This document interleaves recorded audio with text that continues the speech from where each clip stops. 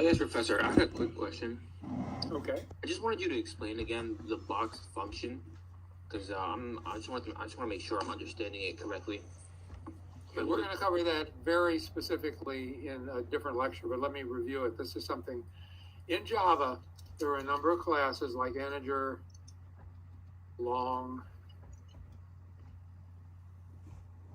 double, things like that are primitive, meaning they are simply the number itself. So this could be a number. This could be, specific numbers that meet the requirements of being those values. They don't have any of the properties of having been a Java object. So they do not inherit from the class object. Somewhere around Java 5, they decided it would be nice if these played well with objects as well. So they created a bunch of classes. One is called integer, one is called long, one is called double, and for all the other things for which they're primitives, which do extend from object, and are simply container classes that contain the number that would have, for a primitive, been specified here. So we create a new integer containing the value 4. But it's this integer that can be used by things that know how to use classes. It can't directly use these in many cases. Java realized this would be a problem for old programs that existed. So they automatically, behind the scenes, turn these into these when they need to be, and these into these when they need to be, except for cases where we're doing things like streaming, where it's unclear to the Java compiler and runtime what's going on.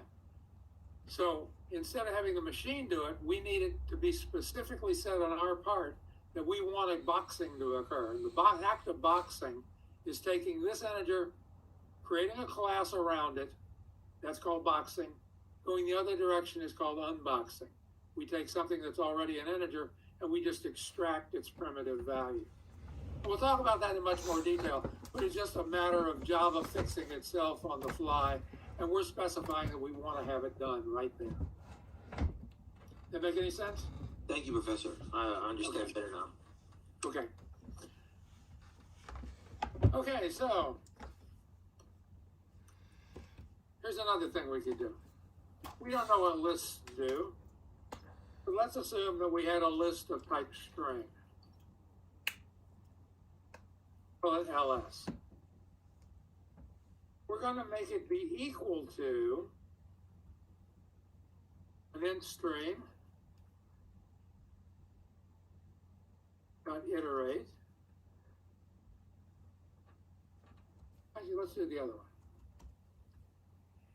Int stream dot range close.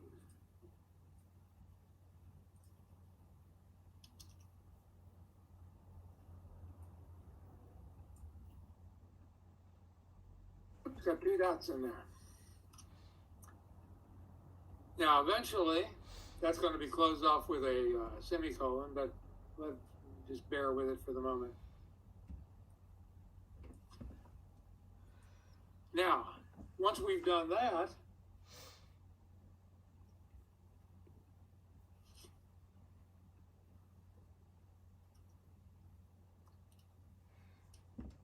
let's say dot take while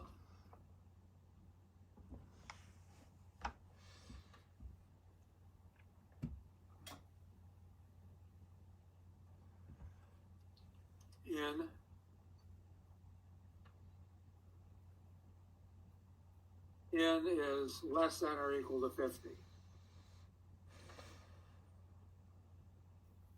And just for the heck of it right now, just to see where we are, let's do a for each. Actually, we can't do a for each on this. We'll have to just be believers for the moment. Now, once we've done the take while, what we want to do is box it. We're going to do our standard stuff that we've been doing.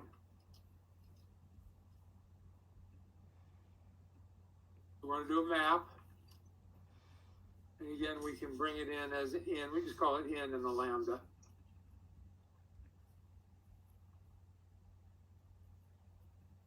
Right, see our error getting ready to happen there?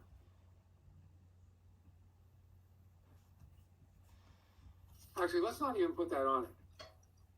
Let's do it the fancy way, because I want you guys to be good at this.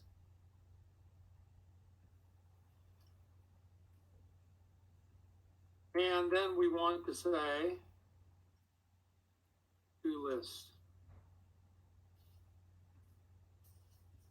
Control-Shift-O. We'll bring in the list header. And what this says is, generate the numbers from 1 to 50. We don't even really need this statement. This statement's in here because I was thinking let's use this just to see the difference.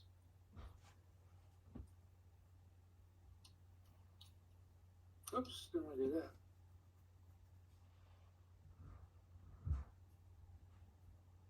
In this case, this will generate numbers forever. So it's going to start with 1, and it's going to generate numbers just forever.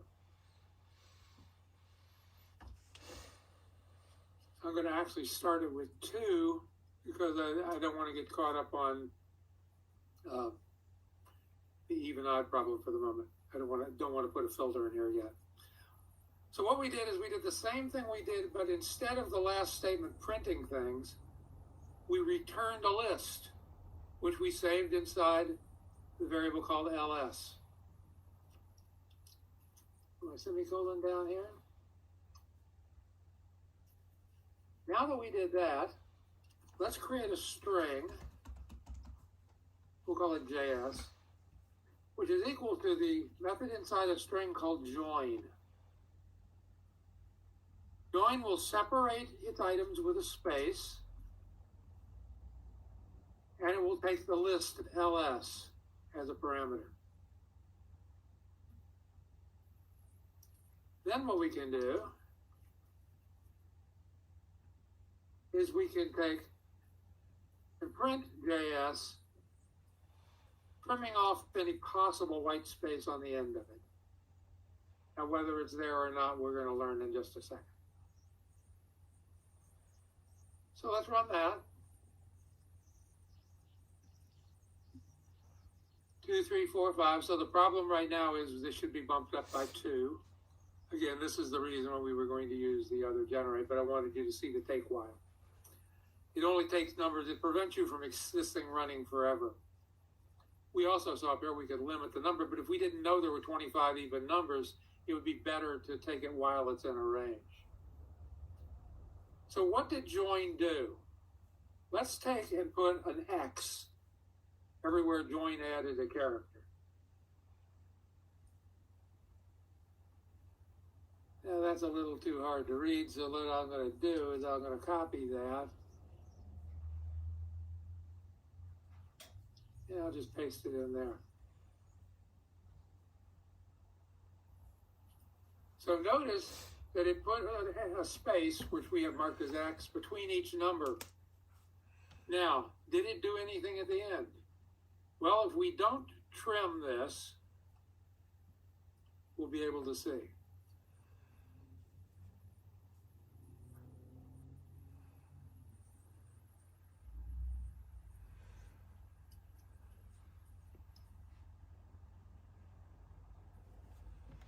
Did not. So we didn't need to do the trim on the end.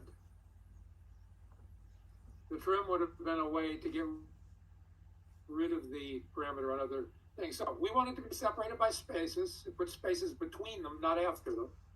And then we print out the entire list, which gives us the result we want without that annoying error.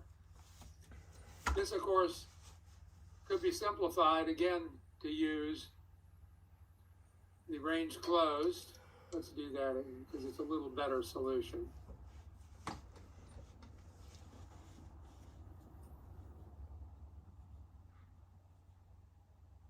And since we're only going to get the numbers from 1 to 50, and we're going to take numbers that are only less, we don't have to do the count. Except we said n has to be less than 50. which is not what we wanted to have happen. We needed to have this filtered. And we have a filter that already does the right thing, right? Let's use the one up here. I guess we use the same one on both of them.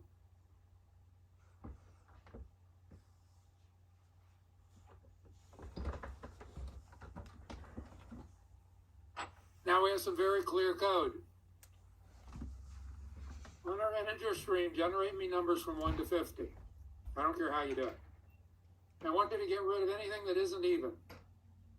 And I want to get stopped if we ever pass the number 50. Meanwhile, with the number we have in hand right now, if it made it through to here, box it and use it in terms of getting us turned into a string, because that's what we want to have in our list. It's a list of strings. Notice we don't talk about the space here at all. Now we're going to join that list, every member in the list, creating a single string with space separating all the members, calling it JS, which we can then print out. Any question about that?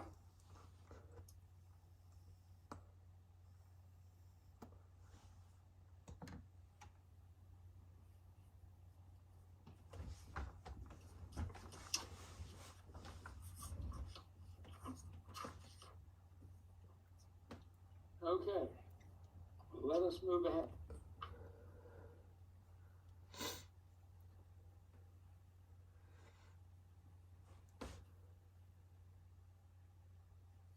I'm looking at my notes at the moment here to see which one I wanted to do next. I think I want to do this one.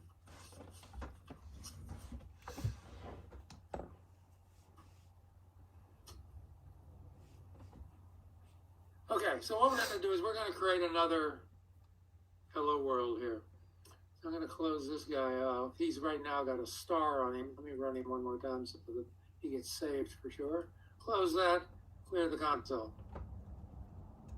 On the package, I'm going to create a hello world 4 class.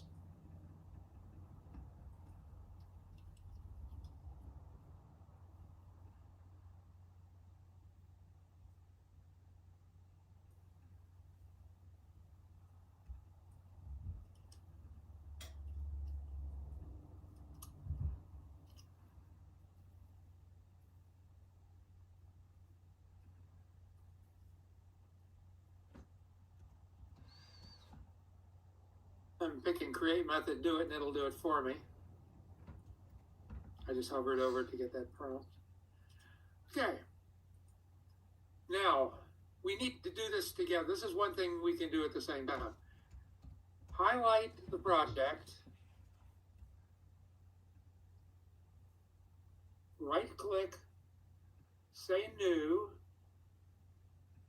and then we want to create a folder, not a source folder, not this, but a folder. Do that when you've got that created. Well, we need to give it a name. We're going to give it the name data, all lowercase, D-A-T-A. And hit finish. You'll see a little folder pop up there. Give me a green circle if you got that done.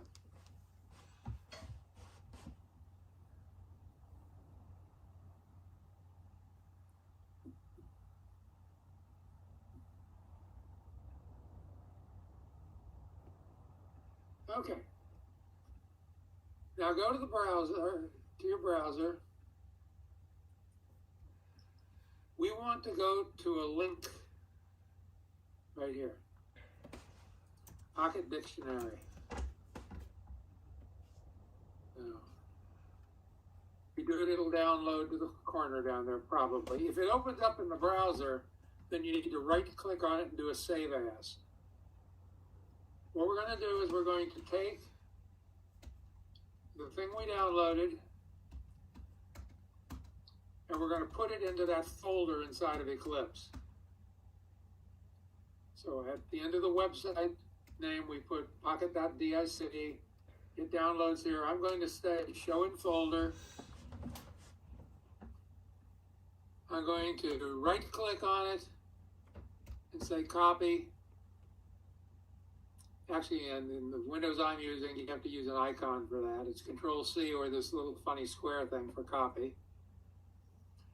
Then I'm going to go to Eclipse. I'm going to right-click on the folder, and I'm going to say Paste. If you open up the data folder now, there should be a pocket.dictionary in there. Now, mine has the wrong name, so I'm going to have to rename it. You don't have to do this. If you do ever have to rename something, you use refactor, rename. This little window will pop up and say, do you want to always save things before renaming? And you do, so you would check that. And I'm just going to get rid of the thing that was apparently the 6th version of the Pocket Dictionary I had downloaded. I'm going to say OK.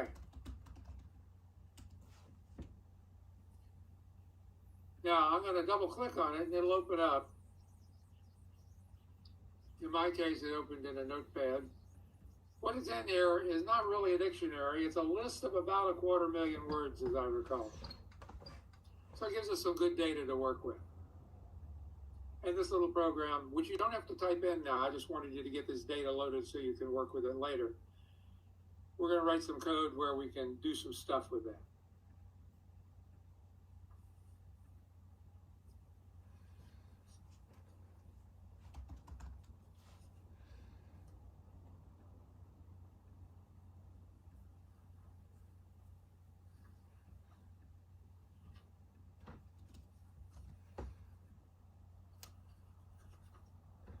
Okay, before we actually refer to this file, we're going to look at a couple other ways we can create streams so we can process them. Again, I want you to pay a lot of attention to how I format things.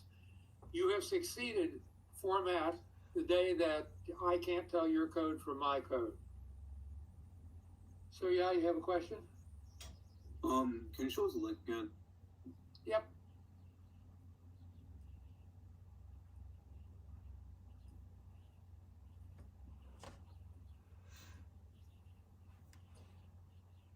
Okay, so again, just take notes. I wouldn't try to keep up with me typing because you see how many wrong keys I have and it can be a nuisance. First of all, you ever just have to create an integer array, one of the ways you can do that is simply inside the curly braces, put the values that are going to be in that array. And you can say something for, let's say we wanted to do integer n, ia,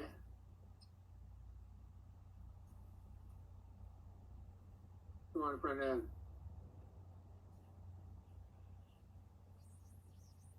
Okay, if we run this, there's our numbers. I'm putting them all on separate lines just because I can.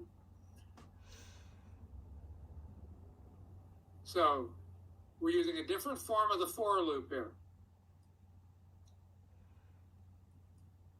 In this case, we're pulling out an object, or an item out of this object over here, where this object is something that is iterable. It satisfies the interface called iterable, and it'll work with a for each. We call this a for each, even though that's not the words we use. So for each integer inside that array, we want to be able to process it. Devin, do you have a question? Yeah, can you show us how to get it into the folder again? How to put it loaded in here? Yeah. Just find it in your browser. Okay, when you downloaded it, it showed up in the bottom right-hand corner down here. Where's my browser? I got the wrong thing open again. Here it is. Just hit this little arrow if you need to, and say Show in Folder. It will pop up. Right-click on it. You want to say Copy. There is no copy word on here, but you can hit the little box picture icon. I'm using Windows 11, so you may not have the exact interface on here. Hit that. It says say Copy. Then go back to Eclipse. Hover over the folder or click on the left click on the folder called Data, and right click and say Paste. and it'll paste it inside that folder for you.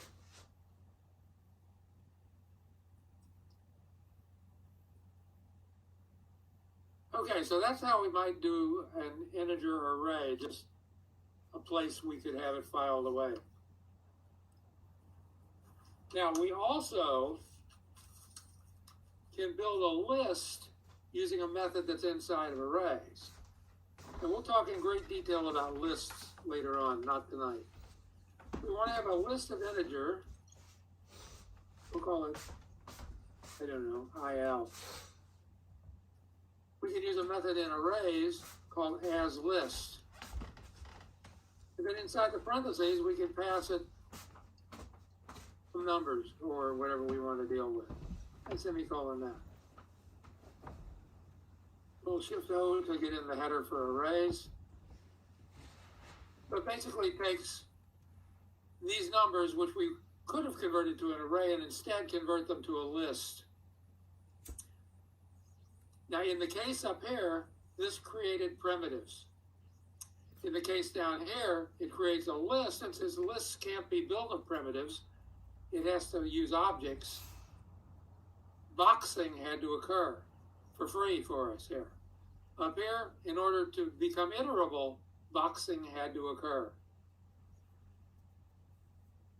Now that we have this as a list, there's two things we can do. One is we can take the iterable and we can call for each directly on it and just print line it. Oops.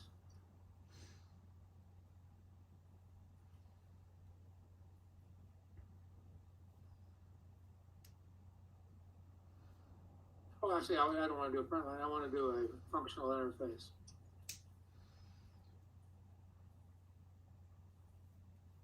Which takes advantage of the fact this guy is iterable, so I can directly do a for each on him.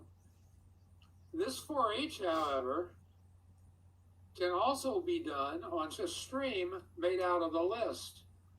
So I could also say il.stream to turn it into a stream and then do a for each. And again, we can use a method reference here.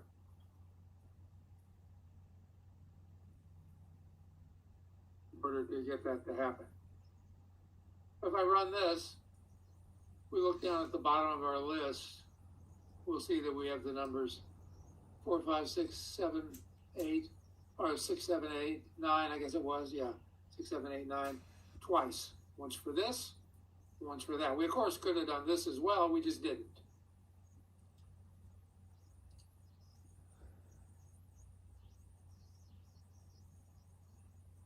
We also can create a list using a method like this. Now, let me separate these a little bit.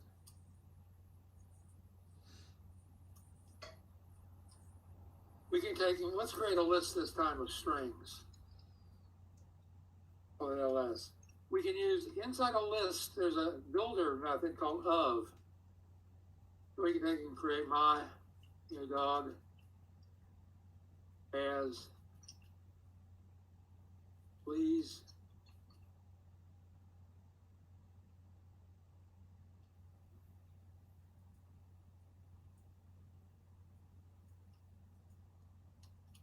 and that'll create a list instead of an array directly from the list methods that contain those 4 strings. Now, once we've done that, we can get a stream and we can print them. We could just simply print them, but then we couldn't do some of the things we might want to do with them. So let's, for example, say ls.stream, which we pass to for each. And here we're going to do a system.out. And let's just do a print. Well, now we'll do print line. If we run that, there's our 4 lines. But because we turned it into a stream, we could also, for example, map it. So let's say we wanted to map it to all lowercase. To do that, I could just say map string colon to lowercase. Actually, we'll just use a method reference, make it easier.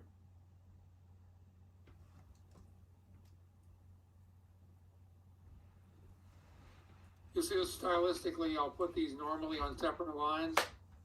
Just wanted you to have the fun of seeing them all on a single line. Now, if you look, the 4 lines that printed out are all in the first letter, which was uppercase here, had been turned to lowercase when we printed it. Devin, you have a question? Oh, no, sorry. Okay. Another way we can create a stream is to say we want to create a string. Let's call it SS, stream and string. And we can get it from the stream class, again, a builder method called of. Pass it an A, B, C, a D, something like that. And again, no, we don't have to do anything fancy here. We just, since it's a stream already, we can just say SS.for each. System.out. Line. And we can run that. So there they are.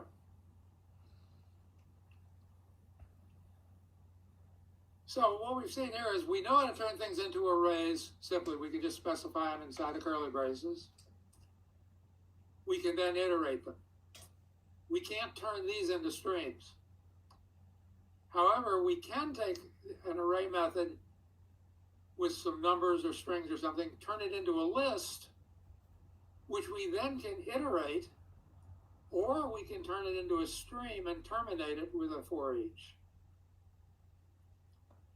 We also have the ability to use a list method to directly create a list out of something that looks like a parenthetical using a builder. And we can use stream to create a stream. This builds an iterable. This builds a stream. Of course, we could use the iterable and create a stream out of it, which we could then do stuff to. And in the case where we already have a stream, we can simply use it.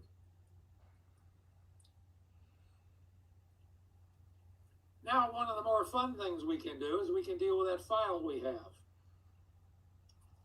We can create a stream, a string. We'll call it PD for Pocket Dictionary. And let's just call it PD directly. And it's equal to, in the files class, there's a method called lines, which takes, in the paths class, the ability to get a particular path item, which in our case is data, comma, pocket.dictionary,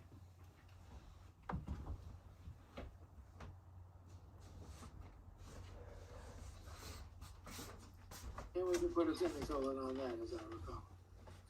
Now, if we do a Control-Shift-O to get the headers, we're going to still have an error. And the error is because this guy wants to throw an exception. Now, you'll see in a lot of the example code I write for you, I'm not going to deal with all the exceptions. I'm going to just blow them off for the moment and say we'll deal with them later.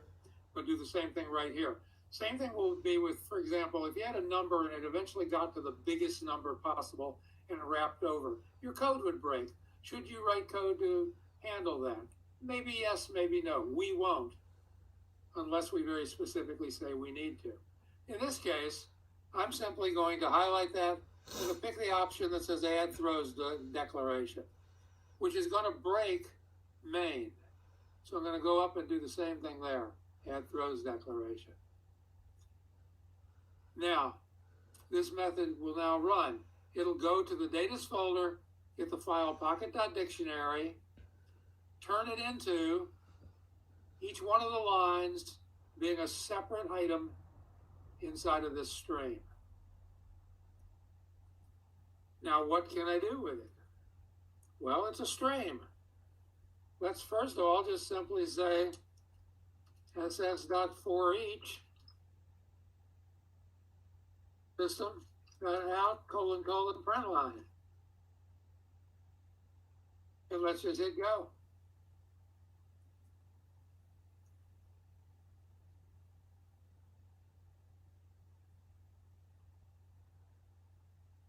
Now we get an error. You're using SS instead of PD. What's that? You're using Oh, I SS. used it up here. I should be PD. Yes, you're right. I was hoping I was getting the actual error this time, but I'm not. Now I can run this.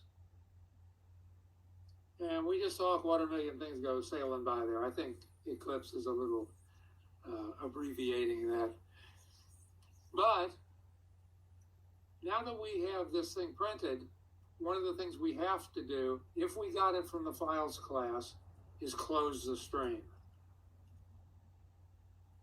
This isn't normally necessary, but because we're using a file, we need to close it.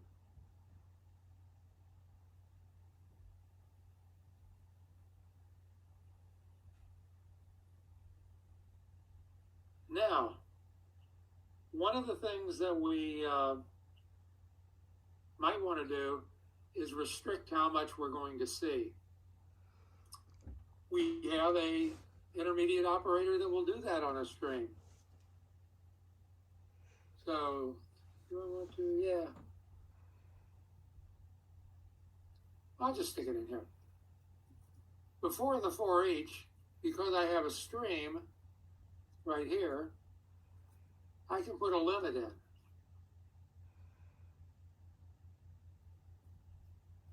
Just limit it to 10. And run it again.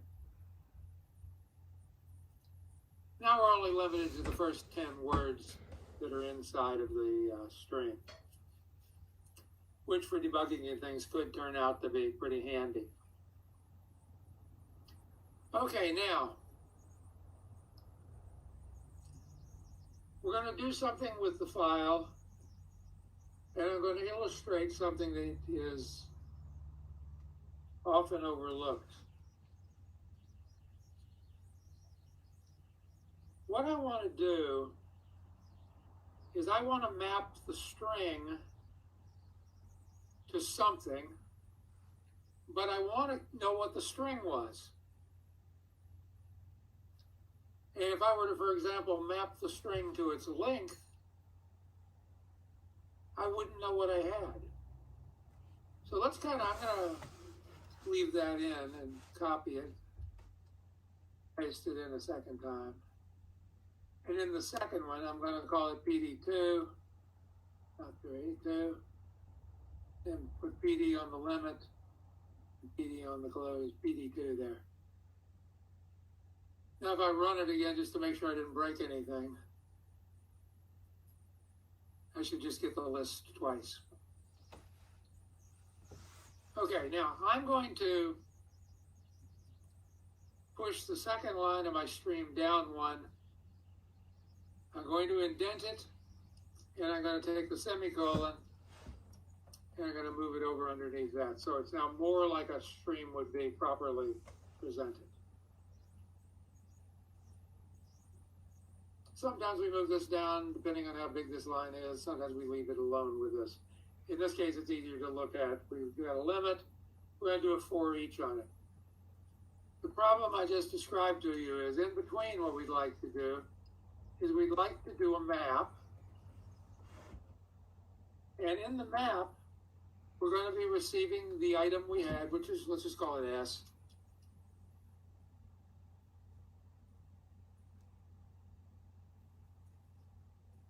We do a lambda. And what we want to do is we want to map it to s.link.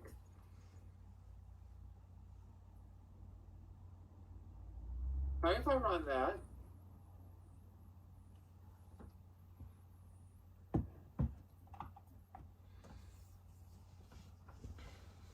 I get my 10 lengths. Now an optimization that I can do here is I can move map in front of limit.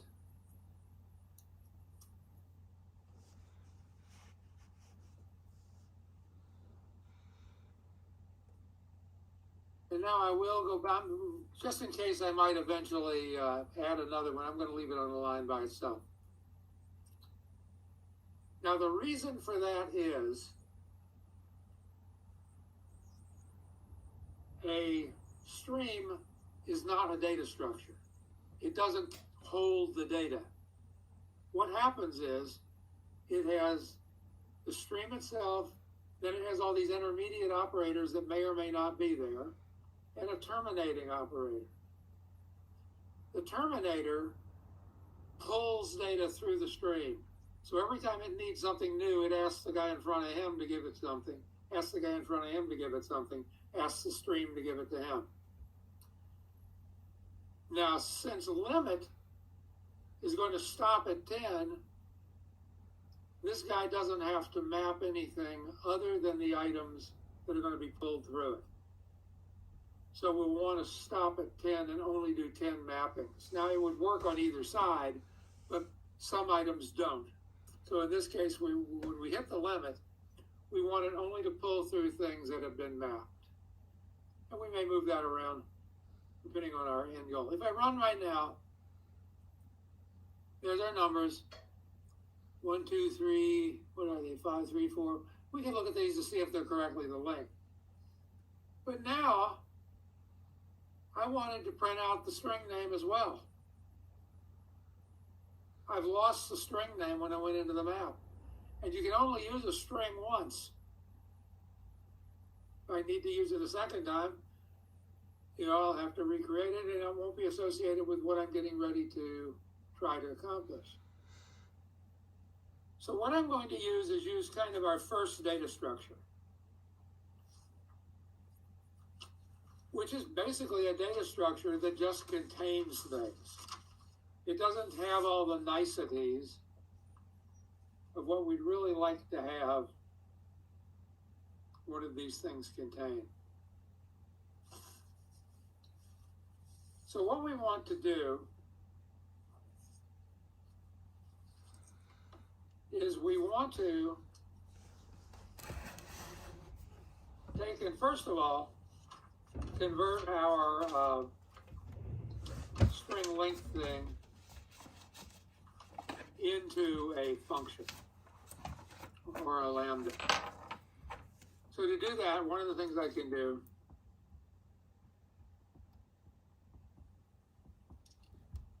is I can create we can make it private if we want to, a private 2int function taking string, which we'll call code, is equal to s dot length.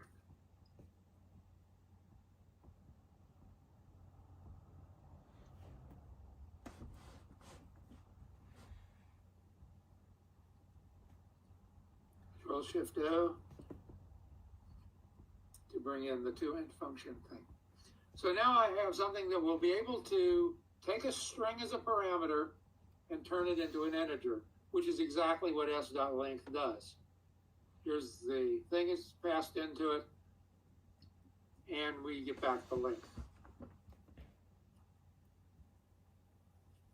Okay, so I should be able to now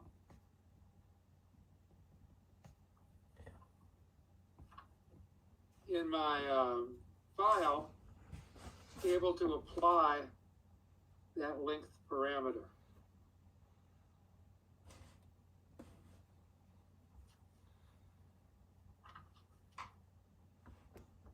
So instead of saying this,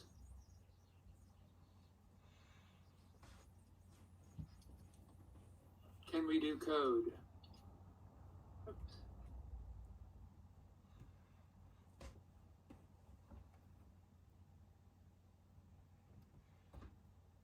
Okay, now, when we use code, one of the things is we have to use the method inside of the integer function that will cause this to actually run. In the last example, we used the word apply. In this case, we're going to be using code dot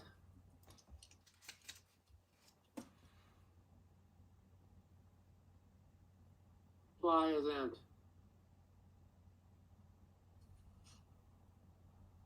And the thing we're going to apply is going to be the S that was mapped into the map function.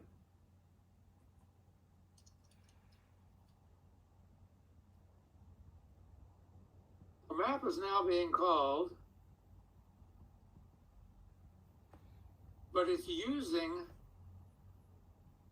this externally defined integer function, which we're using just basically the code number is, in our case, just the length of the item. We're then limiting ourselves to 10 and doing a for each. So if we run this, things not much different. There's our numbers. But now what we really want to do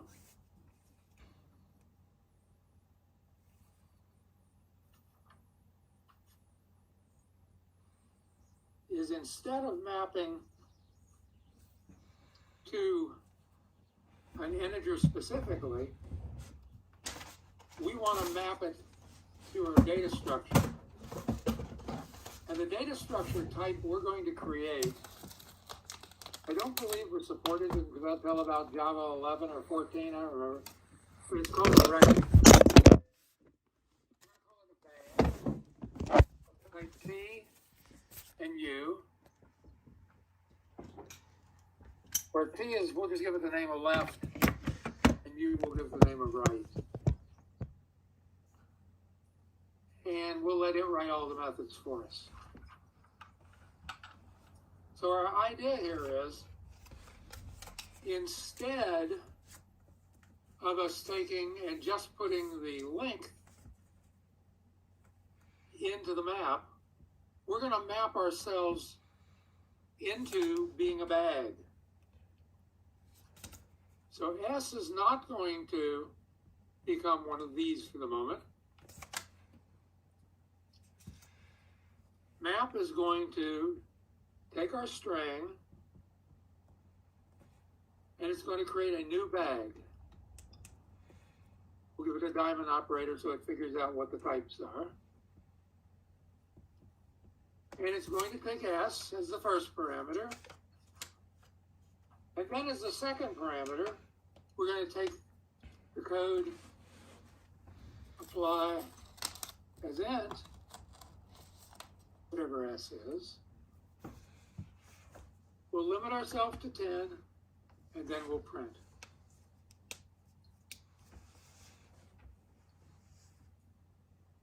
Now if we run, let me grab this section. We'll see some of the advantages to having used the record. The record's like a class, but it has some special properties. Here's what we printed out. The thing on the left, which was our dictionary word, the thing on the right is the length we computed. Notice now we've saved both of these things for the next step, which was the print. Notice that record took care of creating both of these elements for us and initialize them because it wrote a constructor for us, which would assign both these values. It also wrote us an accessor method that allowed us to get out the value, and it wrote, although we don't know it, the hash code function and toString. And this is the toString method that it wrote for us. We can all override any of those or none of those. And in our case, it simply illustrates to us that everything worked as we wanted it to.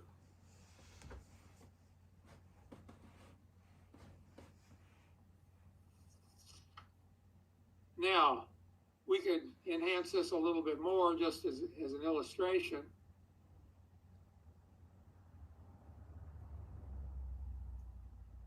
Let's put a filter in here after we've turned ourselves into a bag.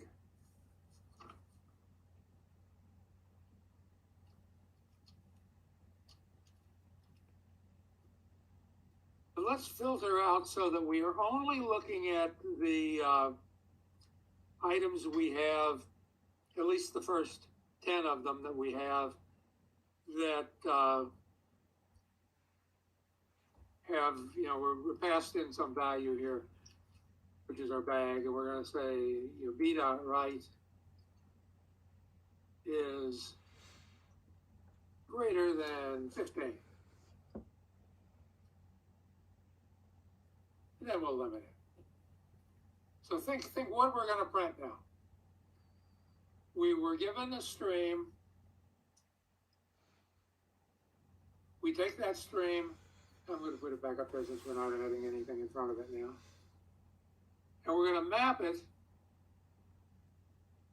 to a new bag, which consists of the word plus the code number applied as the second part in our bag, where we then filter from the bag only those items that are greater than 15 in length. We only want to see 10 of them, and then go ahead and print them out. So there we got our first 10. These are all common words I hope you guys use all around the house every day. I know I do. So there's the first 10 of those words. Do you ever use abdominothoracic? Try it, it feels awfully good. Here's the size. Notice the sizes were bigger than that. We could experiment and say, wonder what the biggest word in the dictionary is. I happen to know that I think it's bigger than 23. So we'll see. That there's still 4 words bigger than 23. They're all 24 in size. So I guess we could change this to say 24 less than or equal, well, equal to 24. And then we see the 4 largest words. And again, probably not words you use every day, but they'd probably make great passwords if you could ever say them. What is that? Formaldehyde sulfoxylate? I don't know. Scientifico-philosophical? Okay, I like these words. So yeah, you have a question? When I create this code thing, the toInt function, it's giving me one error saying the toInt function cannot be resolved to a type, and then a second one saying like for the actual expression saying the target type of this expression must be a functional interface. Okay. You have this spelled right? Yes. Capital T on the front? Yes. Okay. Are there any red lines underlining anything else there? No.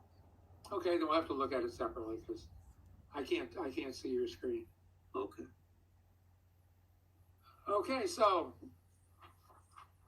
all of those are very useful things. All the things, I'll make sure you get all these hello worlds. I'll put them under lessons. I'll probably put them in a zip file. You'll have to unzip them.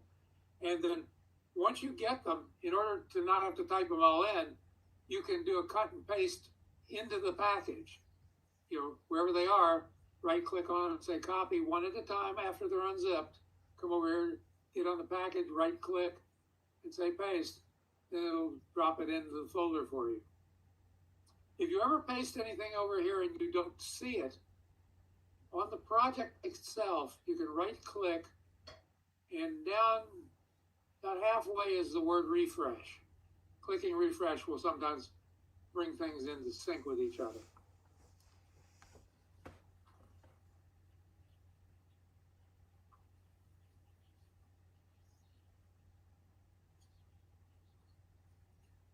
Okay. Now, I know there's a million examples of this on the web, so I don't want you going out and trying to find a copy of it and just copying it. But I'll give you a programming assignment for you to do. You should try to, if possible, use functional programming to solve the problem. You should, if you can't do that, you could drop back and use, you know, the just, you know, whiles and do's and that sort of thing. It's a project that that people often give on job interviews. That's why I say I don't want you to go look it up somewhere and just give me somebody else's. You need to practice. I'm not going to collect it anyway, so that's a clue. Make sure you do it. But it's called FizzBuzz.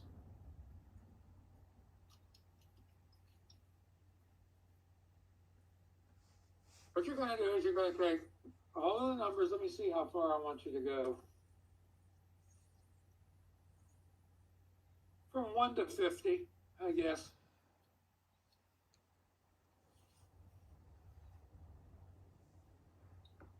Maybe, well, let's say 1 to 30. You can always make it longer easily. And on one line, I want you to print out the numbers from 1 to 30, where every time you have a number that's divisible by 3, you print out the word fizz instead. Anytime you have a number that's divisible by 5, you print out the word buzz instead. It's divisible by both. Well, there's 6 is divisible by 3, so there's another thing, and so forth. Eventually, you'll get to 14. When you get to 15, it's divisible by both. Type out FizzBuzz. You get to 30. Divisible by both. FizzBuzz. So on a single line, you'll print out the numbers from 1 to 30, except replace the number 3 with fizz, or divisible by 3.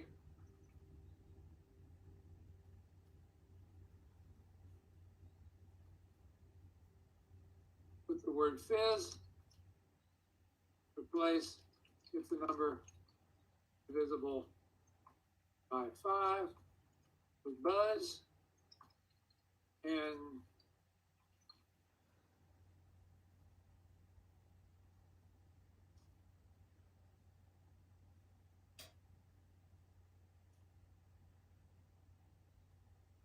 FizzBuzz.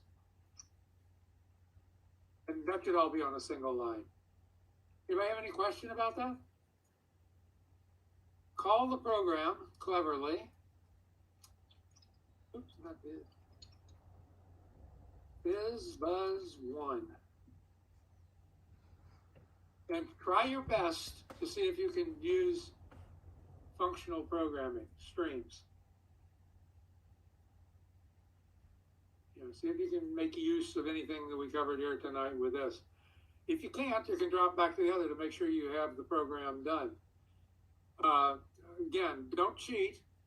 Now, it's perfectly okay, because I'm telling you it's okay, to talk to other people in the class about how to solve the problem. You just cannot exchange code with each other. You can talk, but don't give each other code. Don't copy each other's code. You can use their ideas. You can think about what they said. You can think what an idiot. You can think what a brilliant person. But it's perfectly okay to work with somebody else or in a group. I'm more interested in you learning how to program well.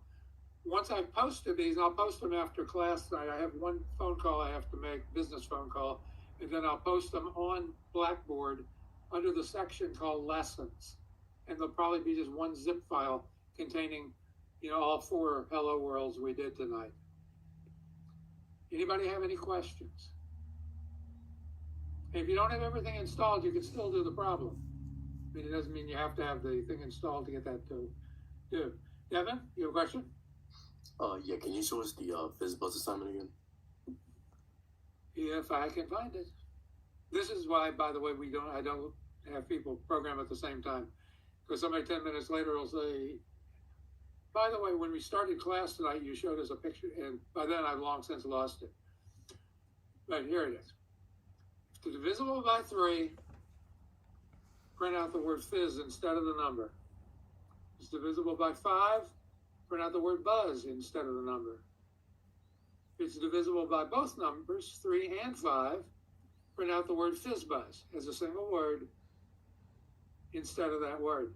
only for now do the numbers 1 to 30, but you should make your program in such a way, if I said do 1 to 300, it would work. The problem is 1 to 30, if you do it, will fit on a screen, single line inside the eclipse if you make your resolution pretty good and you stretch your window out.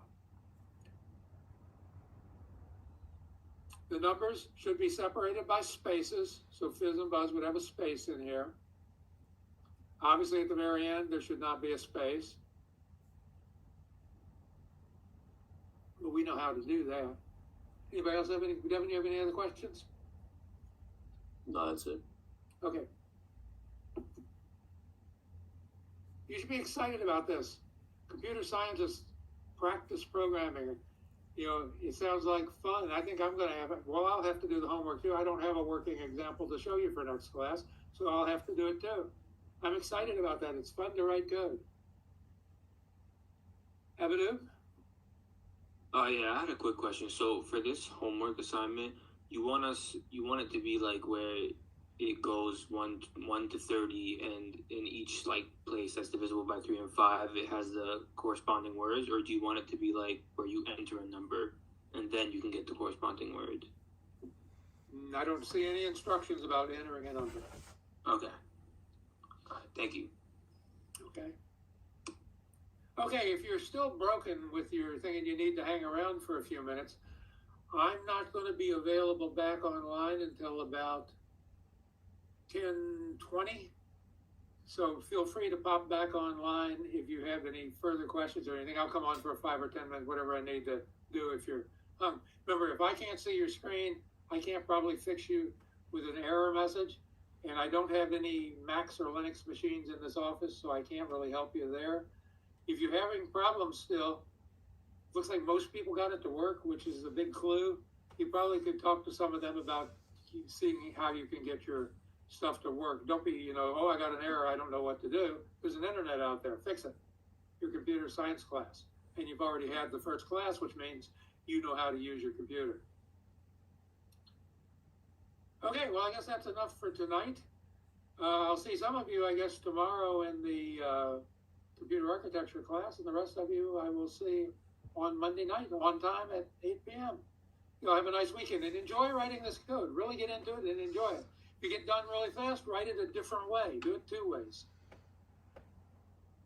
So, jump on your microphone there. Tell me good night. See you next time. Good night, Professor. Thank you. You too. Good night. Have a good night, Professor. Bye-bye. Bye-bye.